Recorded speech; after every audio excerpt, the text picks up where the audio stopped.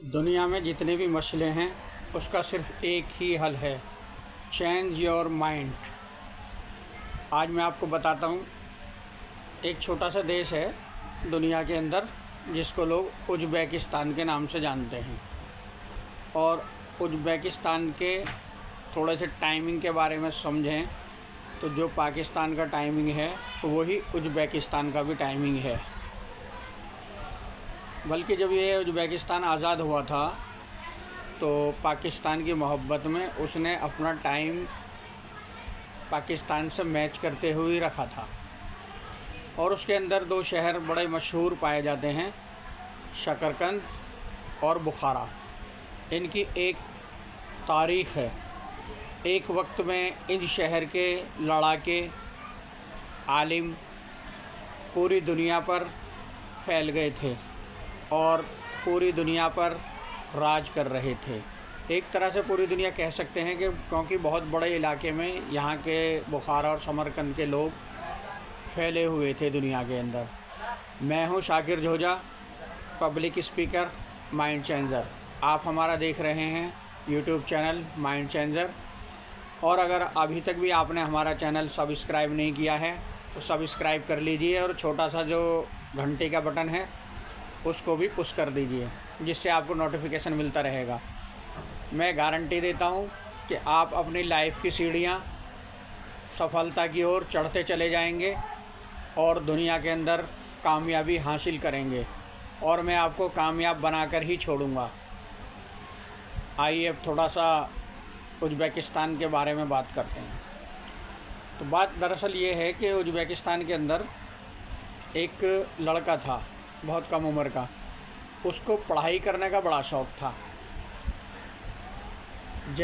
Algebra mathematics में एक part है अलजेब्रा, उसको पढ़ने का बड़ा ही शौकीन था और उसने बहुत ही मेहनत से उसको पढ़ा। लेकिन उसे महसूस हुआ कि मुझे सही तालीम नहीं मिल पा रही है तो क्यों ना मैं कोई अपने लिए टीचर तलाश करूं।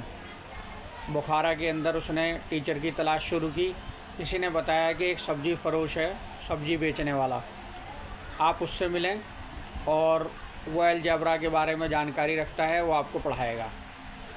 उस बच्चे ने सब्ज़ी फ़रोश से तालीम लेनी शुरू कर दी। अब सब्ज़ी फ़रोश ने उसको पढ़ाया और जितनी उसको नॉलेज थी उतनी नॉलेज जब उस बच्चे को मिल गई, सब्ज़ी फ़रोश बोला, बेटा अब मेरे पास जो नॉलेज थी मैं आपको दे चुका हूँ, अब आगे की नॉलेज के लिए आपको कहीं और जाना पड़ेगा। वो बच्चा कहता है कि मैं कहाँ जाऊँ, किसके पास नॉलेज मिल सकती है। वो सब्ज़ी फ़रोश ने बताया कि आप ऐसा करें बेटा कि शहर के अंदर सिर्फ़ एक ही लाइब्रेरी है, उसके अंदर हज़ारों किताबें हैं जो आपको पढ़ने को मिल जाएंगी, लेकिन उसमें बादशाह की हुकूमत है, वो बादशाह के पास है। अब एक थोड़ी सी जानकारी मैं आगे देता हुआ बढ़ूँगा। सन 1500 ईस्वी से पहले ये कुतुब खाने, लाइब्रेरी सिर्फ बादशाहों के ही पास हुआ करती थी और 1500 से पहले किताबें मशीनों के द्वारा छापी नहीं जाती थीं, इनको बाय हैंड लिखा जाता था।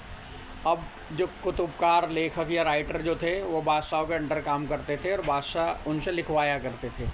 और बादशाहों के बच्चे या ख़ास तौर से बादशाहों की फैमिली के या उनके दोस्तों के ही बच्चे पढ़ सकते थे, दूसरों को इजाज़त नहीं थी पढ़ने की। कई बार ऐसा होता था जब एक बादशाह दूसरे बादशाह पे हमला कर देता था तो वहाँ से जो माल वो ले जाते थे उनमें से लाइब्रेरी को भी लूट कर कह सकते हैं या उठा कर ले जाते थे। और जो राइटर होते थे, लेखक या जो उन किताबों को पढ़कर समझ सकते थे, उन लेखकों को भी वो बादशाह ले जाता था जो विजय प्राप्त करता था। तो उस टाइम तालीम का मेयार एक बादशाहों की फैमिली से टच था, दूसरे पढ़ नहीं सकते थे क्योंकि बादशाह लोग पढ़ाना नहीं चाहते थे, वो सिर्फ अपने बच्चों को ही तालीम देना पसंद करते थे, दूसरों को बिल्कुल नहीं। तो उस बच्चे से कहा, बेटा बादशाह के पास आपको जाना होगा, अगर बादशाह आपको इजाज़त दे दे लाइब्रेरी में एंट्री की तो आपके लिए बहुत अच्छा हो जाएगा, लेकिन वो किसी को इजाज़त वो लोग देते नहीं हैं। फिर उसने सोचा कि आखिर कोई तरीका तो होगा बादशाह के लाइब्रेरी में एंट्री का। तो सब्ज़ी फ़रोश को एक नॉलेज थी कि बादशाह के पेट में दर्द रहता है, बड़ी आंत में उसकी दर्द हो रहता था, जिसका कोई इलाज हो नहीं पा रहा था। बहुत इलाज कराए थे, कोई फ़ायदा उसको हो नहीं रहा था। तो उसको बताया कि भाई तुम एक काम करो कि अगर कोई इलाज कर दे उसकी आंत का, तो बादशाह की आदत होती है, वो कहते हैं भाई मांग क्या मांगता है, तब तुम एंट्री मांग लेना। तो उस बच्चे को लगन थी, मेहनत थी, क्योंकि वो एक बैकवर्ड फैमिली से आता था, संघर्ष करके ही वो यहाँ तक पहुँचना चाहता था, अपनी लाइफ को और दूसरों की ज़िंदगी को बदलना चाहता था। उसने संघर्ष करने की ठान ली। सबसे पहले उसने तलाश शुरू की कि यहाँ हकीम कौन है। मकसद तो उसका अलजेब्रा पढ़ना था।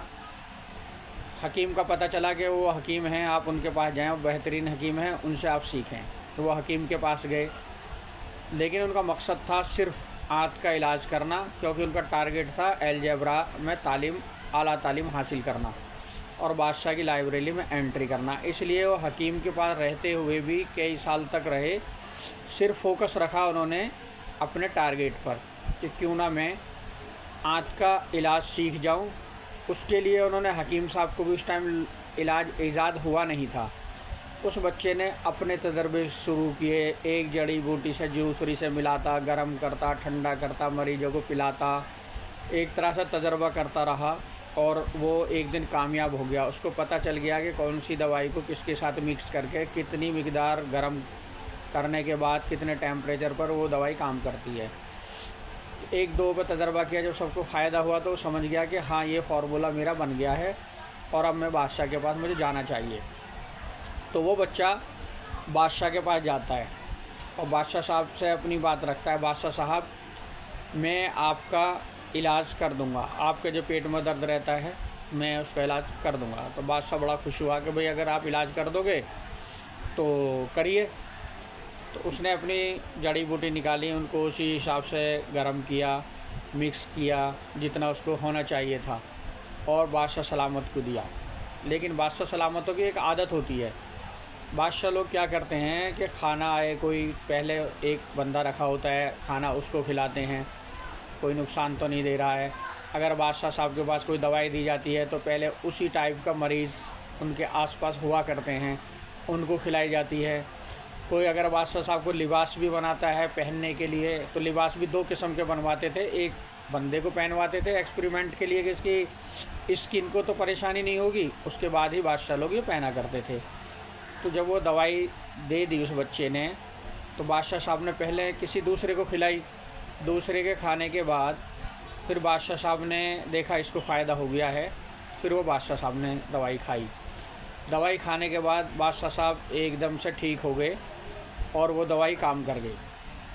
दवाई काम कर गई तो बादशाह साहब अपनी आदत के अनुसार, जो बादशाहों की या राजा महाराजों की आदत हुआ करती थी, उन्होंने उस बच्चे से कहा कि बेटा आप जो हैं मांगे क्या मांगते हैं उससे।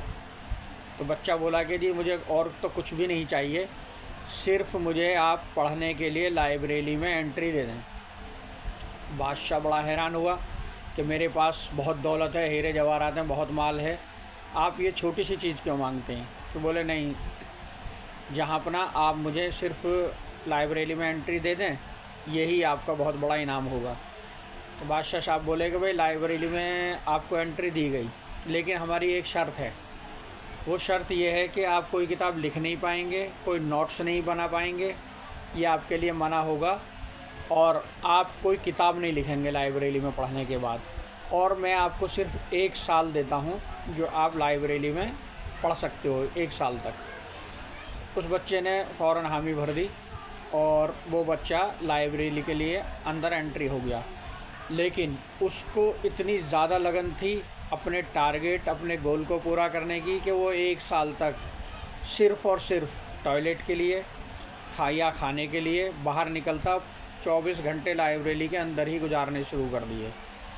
और 1 साल तक उसने जितनी हज़ारों किताबें थीं सारी पढ़ डाली, और सिर्फ पढ़ ही नहीं डाली, एकदम हिफ्ज़ कर ली, हाफ़ज़ा कर दिया उन किताबों का।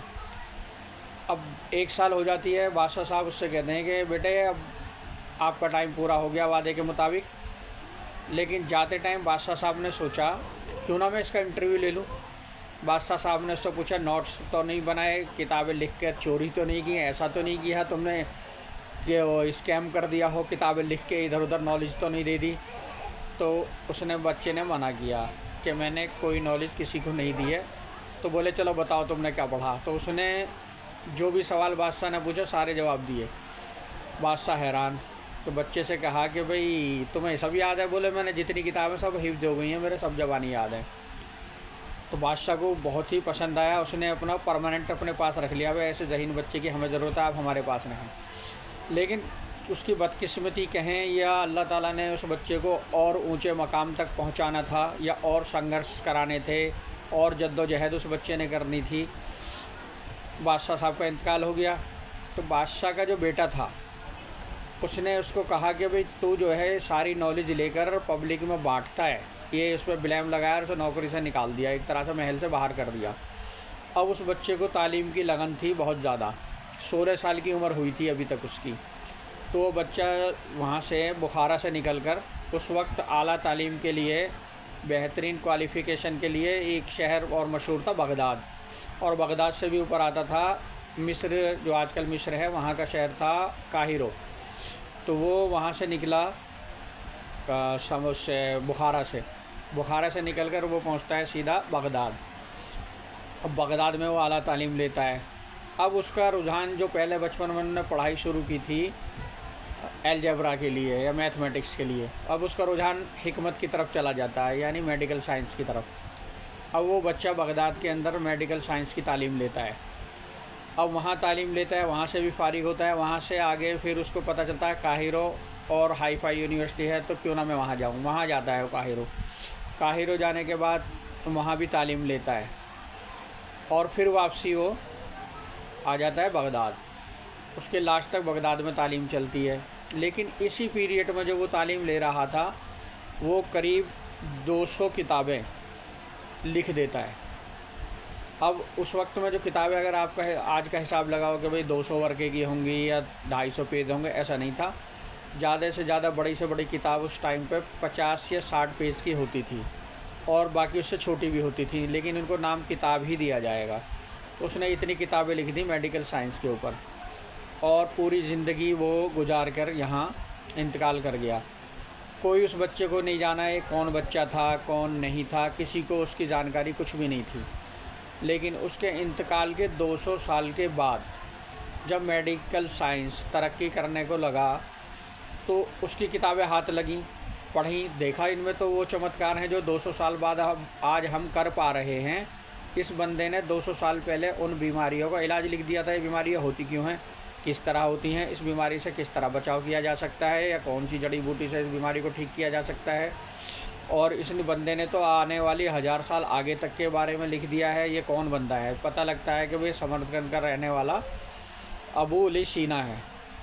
तो अबू सीना का नाम 200 साल बाद दुनिया में हुआ, लेकिन वो दुनिया के लिए 200 साल पहले मेडिकल साइंस को वो दे चुका जो उसके मरने के 200 साल के बाद लोग सर्च कर रहे थे। वो 200 साल पहले उस चीज़ को लिख चुका था।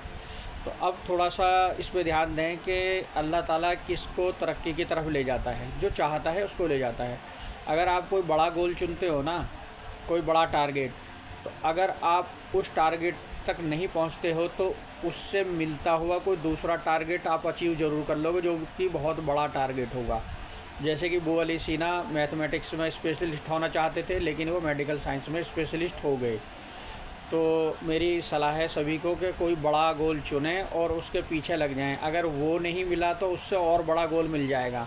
जैसे हमारे देश के राष्ट्रपति थे अब्दुल कलाम, वो बनना तो चाहते थे फाइटर जहाज़ का पायलट, उसका उन्होंने टारगेट चुना था बचपन में पढ़ाई के वक्त। लेकिन अल्लाह ताला ने उनको उससे भी बड़ा टारगेट राष्ट्रपति का पद दिया, प्लस मिसाइल मैन कहलाए, एटम बम बनाने में सहायता की और हिंदुस्तान के हर व्यक्ति के नज़र में एक रेस्पेक्ट व्यक्ति वो बन गए, क्योंकि उन्होंने जो जागते हुए सपने देखे थे उन सपनों पर काम किया और उन सपनों को पूरा किया। तो आप भी चाहते हैं उसको विजुअलाइजेशन करें और अपने सपने को पूरा करने पर लग जाएं और जुट जाएं। आप वहाँ तक ज़रूर पहुँचते हैं जैसे अबू अली सीना पहुँचे और दुनिया की उन्होंने खिदमत की। देखिए अगली बातें थोड़ा आगे अगले वीडियो में करूँगा। अगर आपको वीडियो अच्छा लगा है लाइक और शेयर ज़रूर कर दें, जिसको सुनकर किसी दूसरे भाई की ज़िंदगी बदल जाएगी और उसके सवाब में आप भी शामिल हो जाएंगे। थैंक यू वीडियो देखने के लिए, धन्यवाद।